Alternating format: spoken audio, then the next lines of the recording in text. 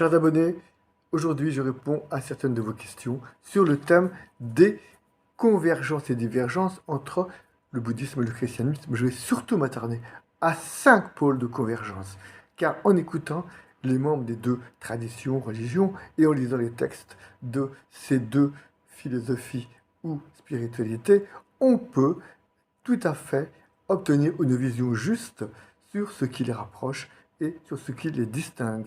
Donc, sur ces 5 points de convergence, j'ai retenu en premier la situation existentielle de l'homme qui est commune avec un enjeu majeur, celui du salut ou de la libération à obtenir. Et dans les deux traditions, la mort est le moment crucial car l'homme doit s'y préparer, un passage vers l'autre monde, un autre mode d'existence qui est supposé être conditionné par notre existence actuelle menant dans les deux spiritualités, à un état bienheureux ou malheureux, nirvana ou vision béatifique. Le deuxième pôle de convergence, le chemin spirituel et plus précisément les dispositions intérieures nécessaires à l'homme pour atteindre ce salut ou cette libération.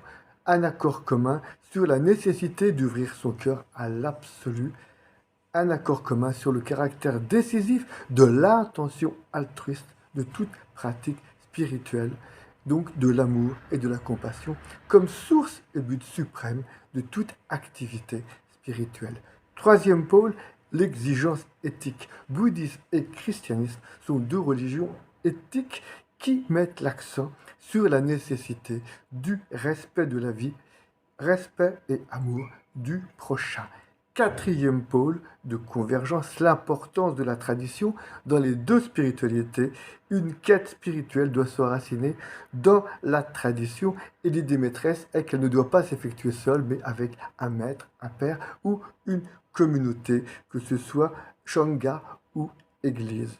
Et enfin, cinquième pôle de convergence, la relation de l'homme à l'absolu. L'homme est participant de par sa nature même à cet absolu dans le bouddhisme et dans le christianisme.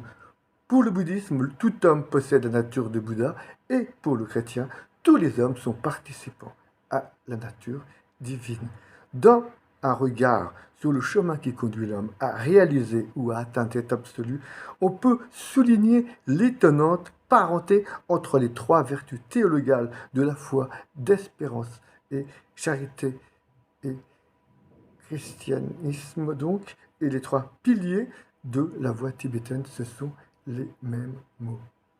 Foi, espérance et amour. Chers auditrices, chers auditeurs, je vous laisse méditer ce petit texte que j'ai lu peut-être un peu trop hâtivement. Je vous dis à très bientôt, comme d'habitude.